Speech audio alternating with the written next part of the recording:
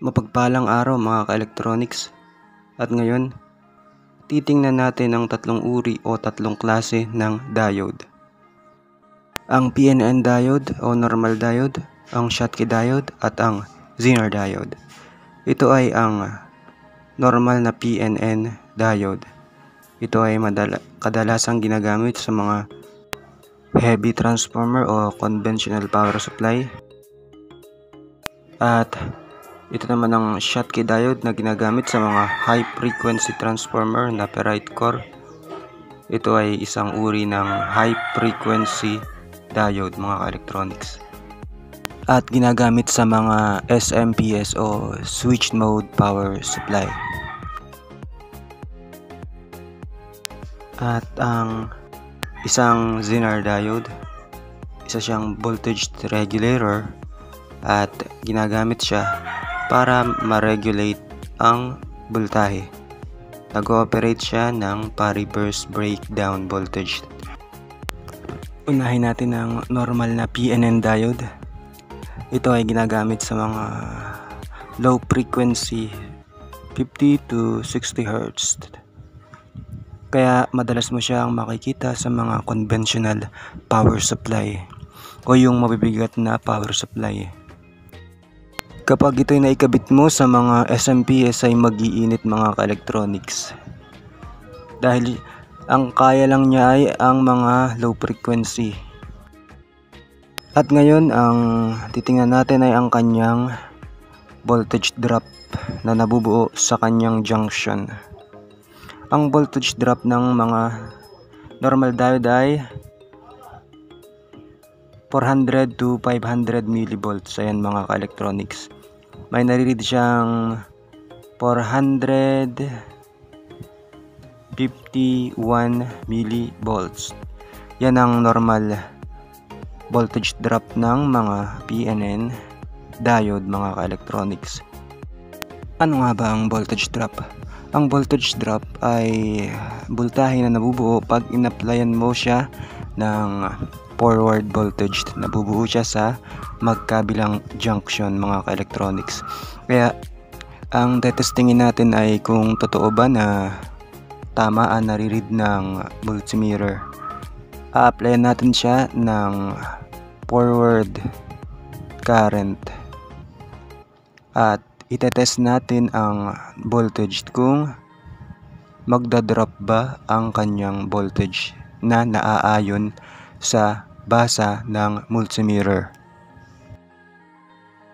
Kung natest natin kanina na 451 millivolts ang nare-read niya, so ngayon ay tetestingin natin kung malapit siya sa 451 millivolts.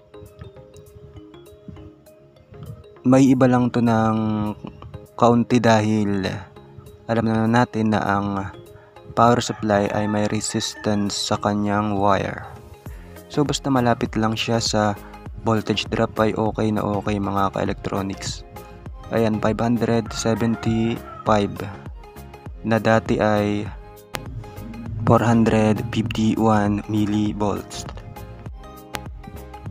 Yung ibang mga technician ay binabasa yan ng 0.5 volts to 0.4 volts.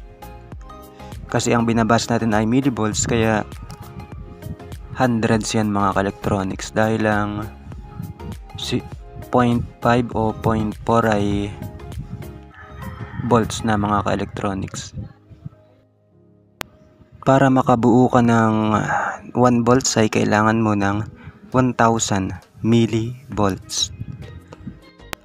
Ang ibig sabihin kasi ng milli ay 1000th part of something mga ka-electronics.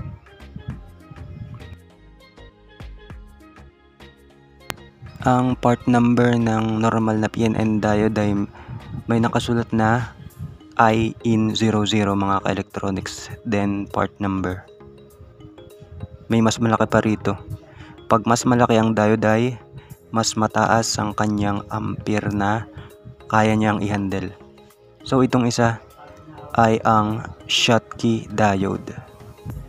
Ang Schottky diode ay naglalaro ang kanyang voltage drop sa 100 millivolts to 300 millivolts mga ka-electronics.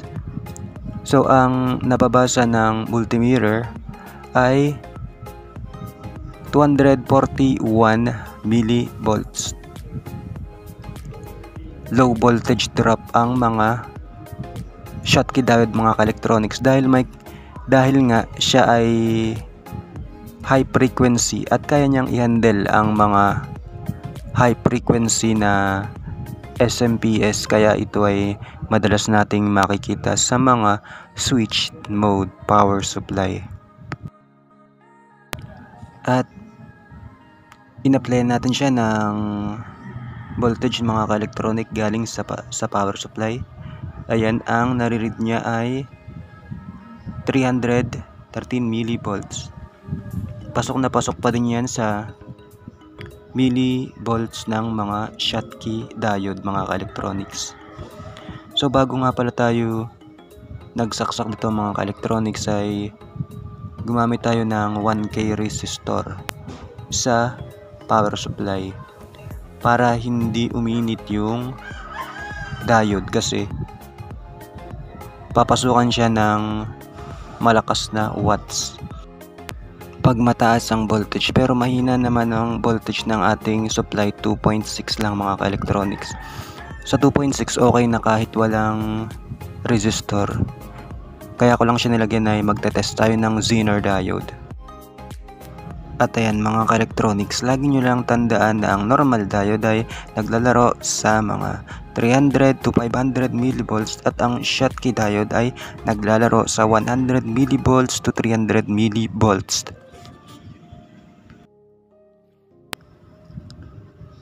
Kaya yan ang may encounter mo sa electronics mga lods. Makikita mo ang iba't ibang uri ng diode at kung papaano ito gumagana. At pag-aralan mo rin mga ka-electronics ang datasheet dahil doon nakalagay ang mga parametro ng isang diode o kahit anong piyesa.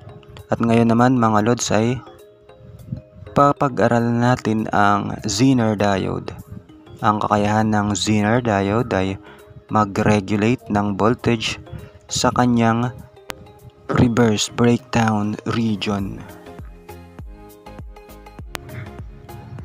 At ang Zener na to mga ka-electronics ay may reverse breakdown na 8 volts mga ka-electronics. Ang ibig sabihin pag naabot niya ang 8 volts ay mag-uumpisa na siyang mag-conduct pa-reverse at mag-i-stop na ang voltahe mga ka-electronics. So testingin natin mga ka-electronics. Kung sa normal diode at Schottky diode ang ginawa natin ay pa-forward current, ang gagawin natin dito sa Zener diode ay pa-reverse current mga ka-electronics. Umpisahan nating taasan ng voltage mga ka-electronics para makita natin kung pag naabot niya ang reverse breakdown na 8 volts ay kusa na siyang magre-regulate ng 8 volts o mag-stop na siya ng 8 volts mga ka-electronics. Habang tinataasan ko mga ka-electronics ay nasa state pa siya ng normal na diode. Ayan mga ka-electronics. Ngunit pag naabot niya ang 8 volts ay mag-uumpisa na siyang mag-stop. Ayan, 8 volts, 8.4 volts. Pero ang power supply ay umaabot na ng 9. So itaas pa natin at umabot na ng 10, pero ang Zener diode ay 8 at hindi nagbabago mga ka-electronics.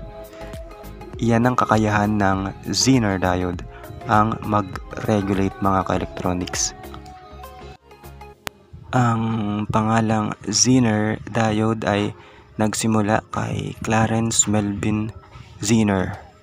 Siya ang nakadiskubre ng Zener effect mga ka-electronics. Ito ay quantum tunneling effect mga ka-electronics dahil sa high electric field o dahil sa electric field kaya tatanal ang quantum. Basta yun na yun mga ka-electronics.